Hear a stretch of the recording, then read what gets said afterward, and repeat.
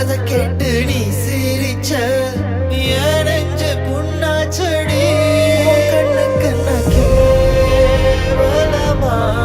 அது ஒரு காரணமா உனக்கு என்ன நான் நிரந்தரமா சொன்னா போகணுமா நீ இன்றி தனி மரமா உயிரிருந்தும் நான் பிணமா என் பாசம் வெறும் கதையா என் அருமை தெரியலையா நீ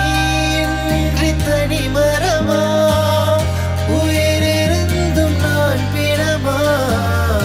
என் பாசம் வெறும் கதையா என் அருமை தெரியலையா நிலவை பார்த்து பகல் வருமா கேட்கிறேன்